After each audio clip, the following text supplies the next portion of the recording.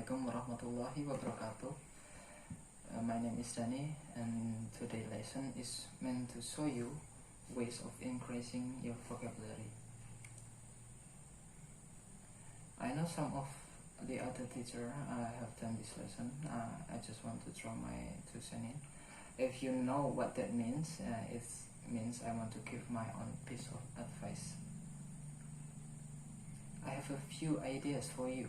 Beberapa ide untuk kamu ya. We're going to start with this.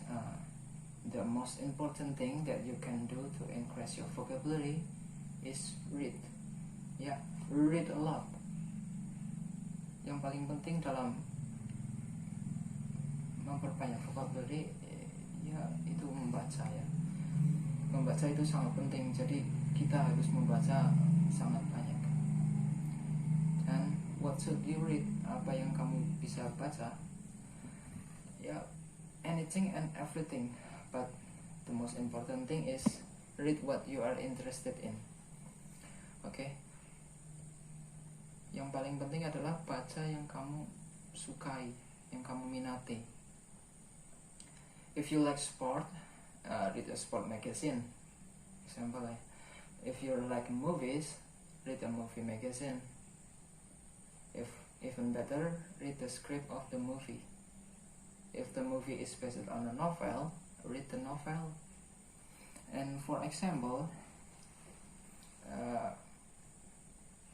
kalau kamu tahu film Life of Pi, ya, this film was very famous. It's based on a novel. Read the novel. It's a pretty good book. Ya, dan salah satu favorit movie saya, salah satu film favorit saya, yaitu Shawshank Redemption, based on a novel by Stephen King. Read it, best way to increase your vocabulary. Also, don't just learn new words and try to remember them. Jangan hanya belajar suatu kata dan hanya mengingatnya saja. Jadi kita harus write a lot.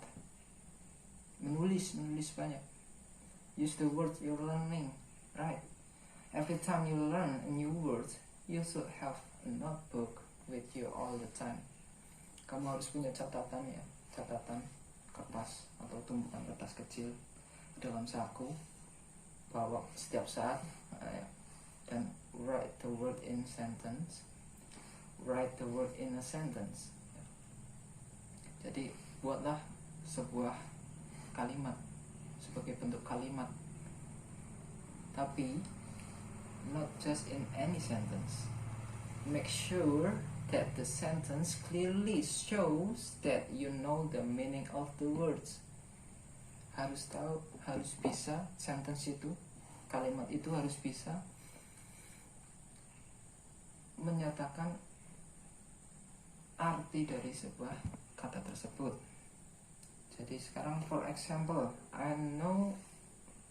saya tahu everybody knows this word, beautiful. Everybody knows this word, but let's say it's a new word for you, kata baru untukmu ya. Don't write sentence like the sky is beautiful. It doesn't tell me anything about the words beautiful. Yeah, I know the sky is also blue. Does beautiful means blue? Apakah beautiful artinya blue, biru? Tidak kan? No. Make sure you're using something. I love to see a beautiful. Yeah. Make sure you're using something. Like this sentence. I love to see a beautiful sky that has pretty clouds and a sunshine and a nice color, a nice shade of blue because it makes me feel happy. Yeah, I know it's not the best example. It's a very long sentence, but you get my idea. Now, again, coming back to that notebook. Selalu bawa notebook bersamamu ya. Always have a pen with you. Harus punya yang bisa untuk nulis pokoknya. And don't limit yourself to one new word. Jangan membatasi dirimu untuk hanya satu kata ya.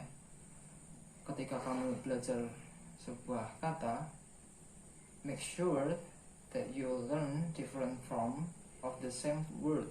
Okay? So for example, the word beautiful.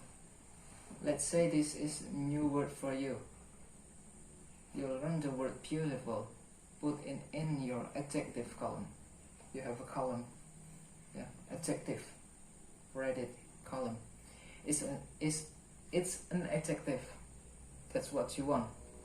But why not learn the other forms? For example, what is the adverb form of beautiful? I think most of you know it. It's beautifully. So you have now 2 new words. You have now 2 words. What is the noun form of beautiful? Yeah, it's beauty. You now have 3 words. 3 new words. Yeah. Beautify means to make beautiful. Yeah. Beautify means to make beautiful. You now have 4 new words. You now have 4 new words. Think of other words. Sekarang kamu punya 4 kata baru. Jadi pikirkan untuk kata lain. Seperti beautician. A beautician is a person who work in making people more beautiful. Ya, seperti dia melakukan facial and manicures and pedicures and wax and whatever else in this beautician do. Okay, anyways, try to find other forms, learn many words instead of just 1 words. Okay, first, yeah. Now, some people like to study roots and suffixes and prefixes. And personally, I'm not a huge fan of this recommendation. But first, let me explain what a root is. For example, you have the root. Kamu punya root. Check. Root ya, kata lain dari root maksudnya akar. Akar dari kata. Seperti artinya.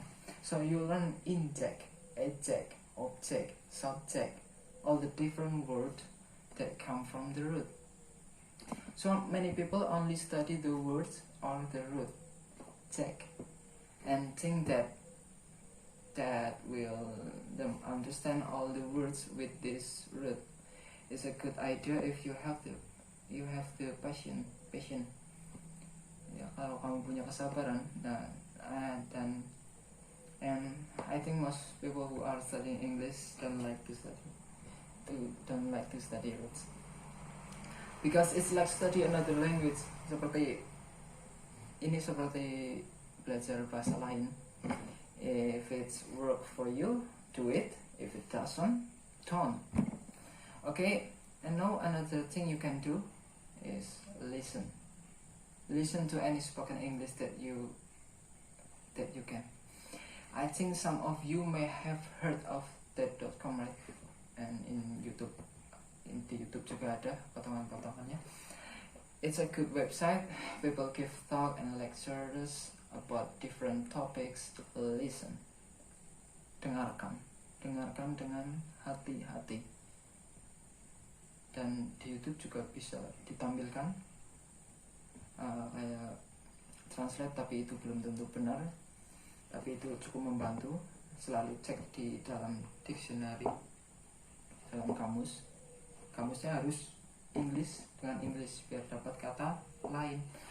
Dan anytime you hear a word that you don't recognize, write it down. Tulis, langsung tulis. If you don't know the spelling,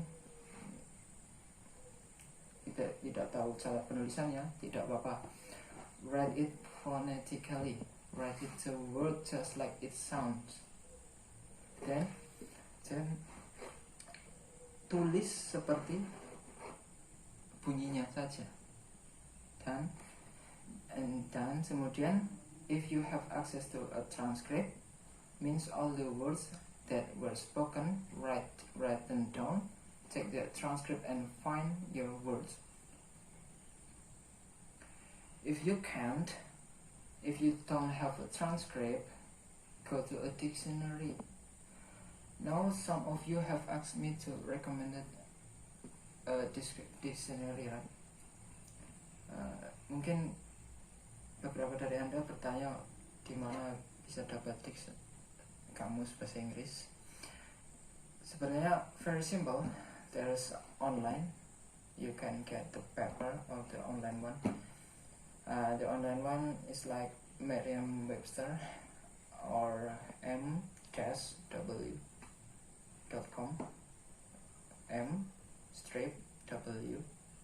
m-w.com. Itu untuk American English, and oxforddictionaries.com itu untuk British English. Okay. Now I know I've seen a lot of students use like their electronic dictionaries. They go from like English to Indonesian, English to Japanese, English to Spanish, English to Korean. Okay, don't do that anymore. Okay, English to English is the definition. I might be learning other words. Okay, you will maximize how many words you learn by using an English to English dictionary.